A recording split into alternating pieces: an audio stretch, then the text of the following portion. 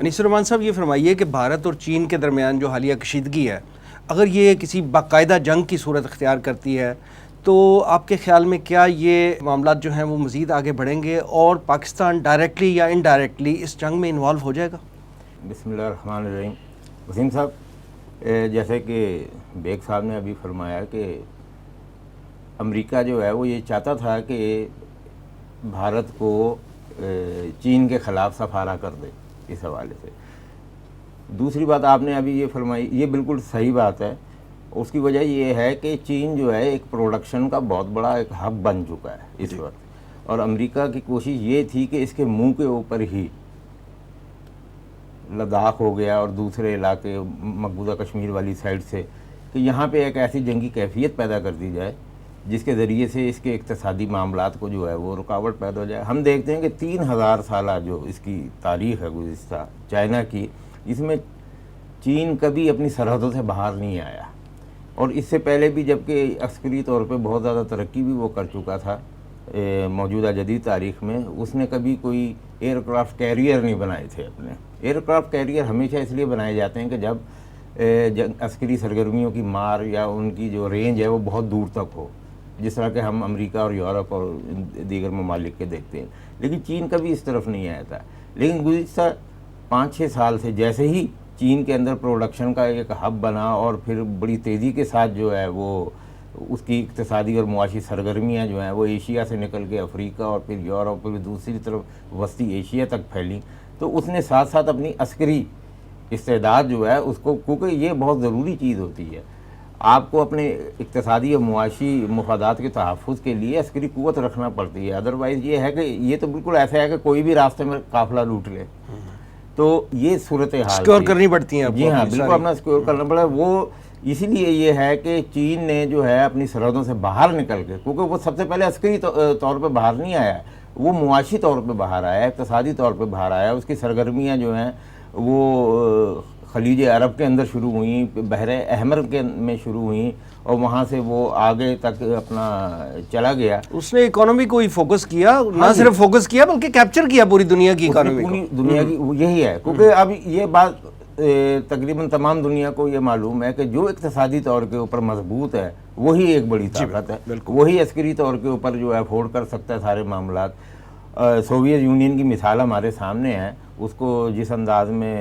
افغانستان میں لڑایا گیا، یا یوں کہہ لیں کہ اس کو پھنسایا گیا، یا جو بھی کچھ تھا، اس کی اقتصادیات ہی ٹوٹی تھی، جس کی وجہ سے اس کو سوویت یونین جو ہے وہ ٹوٹا، تحلیل ہو گیا۔ بھارت اور چائنا کے ٹکراؤ کی شکل کے اندر جو مغربی قوتیں اور عالمی صہیونیت جو ہے وہ یہ چاہتی ہے کہ اس کو جو ہے یہاں پہ اس کو لگایا۔ جہاں تک پاکستان کی آپ نے فرمایا، پاکستان اس جنگ میں بلا واسطہ طور پہ تقریباً 1 دہائی سے زیادہ اس میں پھنسا ہوا ہے۔ ہم دیکھتے ہیں کہ سنکیانگ سے لے کے گوادر تک جو پاکستان میں دہشت گردی کے نام پہ جو ایک آگ بچھائی گئی تھی، بنیادی طور پہ تو اس کا مقصد ہی یہی تھا کہ سی پیک کے معاملے میں رکاوٹیں ڈالی جائیں، چین کے بڑھتے ہوئے قدموں کو روکا جائے۔ لیکن پھر بھی یہ ہے کہ پاکستان اور اس کے اداروں نے ایک بڑے پرعزم طریقے سے ایک طرف دہشت گردی کے خلاف جنگ لڑی، اور دوسری طرف یہ ہے کہ سی پیک کے منصوبے کو یہ لے کے چلتے رہے، یہاں تک کہ اس کو آج اس شکل میں یہ پہنچا دیا۔ تو پاکستان جو ہے بلا واسطہ طور پہ اس کے اندر موجود ہے، اور اس کو وہ فیس کر رہا ہے گزشتہ 10-15 برسوں سے، جیسے 9/11 کے بعد سے جیسے کہ صورتحال ہم نے دیکھی ہے۔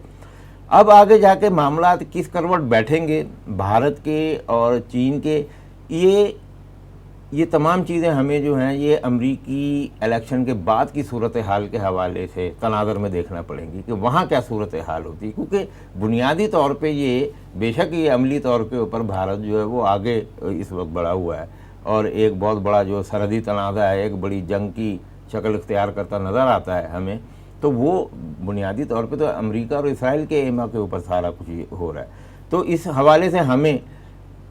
امریکہ اور مشرق وسطیٰ کی صورتحال کو ذہن میں رکھنا پڑے گا، پھر ہم اس کے بارے میں جو ہے چین اور بھارت کے تنازع کے بارے میں پریڈکشن کر سکتے ہیں کہ آگے جا کے معاملات کیا ہوں گے۔ خطرناک صورتحال یہ ہے کہ یہ پورے 3 ممالک کی مثلث ہے، پاکستان، چین اور بھارت، اور یہ تینوں ایٹمی قوتیں ہیں۔ تو اس صورتحال کو ذہن میں رکھتے ہوئے ہم یہ اندازہ لگا سکتے ہیں کہ یہ خطہ جو ہمارا جنوبی ایشیا اور جس میں وسطی ایشیا بھی آ جاتا ہے، جب ایٹمی ہتھیاروں کی بات آ جاتی ہے تو پھر وہ خطے سے بات بہت آگے نکل جاتی ہے. صحیح بات. تو اس حوالے سے جو ہے یہ بہت ایک خطرناک قسم کا زون بنتا جا رہا ہے, اور آگے جا کے کیونکہ چین جو ہے وہ ایک قدم بھی پیچھے نہیں ہٹے گا کسی صورت بھی. اسے اپنی اقتصادیات کو دیکھیں, ایک بات ذہن میں رکھیں کہ جب کوئی ملک پروڈکشن کا ہب بن جاتا ہے, اس کی پروڈکشن کا اگر منہ بند کر دیا جائے, اس کو نکاس نہ ملے, اس کو راستہ نہ ملے آگے جانے کا, تو وہ کسی بھی دوسرے ترقی یافتہ ملک کی نسبت زیادہ تباہی سے دوچار ہو جاتا ہے, کیونکہ اس کا سارا سرمایہ جو ہے وہ پروڈکشن کی شکل اختیار کر رہا ہوتا ہے, اور اس کا جو ہے وہ نکاس وہ بڑا ضروری ہے.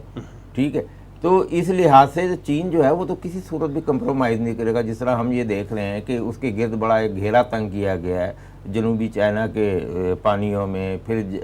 جاپان, آسٹریلیا اور نیوزی لینڈ اور بھارت کا ایک امریکی سرپرستی میں ایک الائنس بنایا گیا ہے اس حوالے سے, اور دیگر چھوٹے ممالک کو بھی اس میں شامل کیا جا رہا ہے, اور اس طرح بھارت کو آگے بڑھا دیا گیا ہے. تو یہ بنیادی طور پہ چین کے گرد ایک بڑا گھیرا تنگ کرنے کی کوشش تھی, جس کو چین نے انتہائی جارحانہ انداز میں رد کیا ہے, اس میں کوئی شک نہیں ہے. اور آپ کا کہنا ہے کہ چائنا جو ہے وہ انڈیا کے علاقے خالی نہیں کرے گا؟ سوال ہی پیدا نہیں ہوتا. وہ تو کہتا ہے یہ ہمارے اپنے علاقے. اور پھر آپ یہ دیکھیں کہ چین اور بھارت کے درمیان جو سرحدی علاقے ہیں اس کی کوئی باقاعدہ حد بندی نہیں ہے, پہلے سے موجود نہیں ہے. تو کس صورت میں بھارت دعویٰ کرتا ہے کہ یہ ہمارا علاقہ یہ ہے؟ لائن آف ایکچوئل کنٹرول تو ہے نا. لائن آف ایکچوئل کنٹرول تو ہے, لیکن ہم یہ دیکھیں نا کہ جس انداز میں, جس طرح ابھی بیگ صاحب نے فرمایا ہماچل پردیش کے حوالے سے,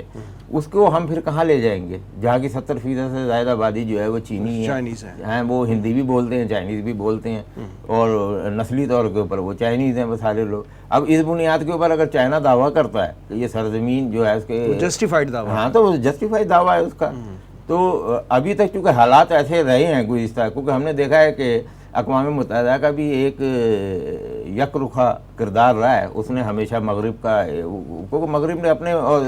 مفادات کے لیے, صہیونیت کے مفادات کے پروان چڑھانے کے لیے یہ ایک ادارہ بنایا تھا, اور وہ اسی لائنوں کے اوپر وہ کام کرتا رہا. آج تک ہم دیکھتے ہیں کوئی مسلمانوں کا کوئی مسئلہ حل نہیں ہوا آج تک. ٹھیک ہے, عیسائیوں کے مسئلے حل ہو جاتے ہیں. اسرائیل کی جو غیر قانونی ایکسٹینشن ہے اس کو فوراً قانونی شکل دے دی جاتی ہے بین الاقوامی سطح پہ اور ان اداروں میں. تو اقوام متحدہ کے مقاصد کیا ہیں وہ تو ہم جانتے ہیں یہ کیا چیز ہے, اور اس کے اوپر ہم لکھتے بھی رہے ہیں, بولتے بھی رہے ہیں. تو اصل جو چیز ہے وہ اس وقت یہی ہے. آپ کے علم میں ہوگا کہ بہت پہلے کیا کہتے ہیں جس وقت افغانستان میں امریکہ آیا ہے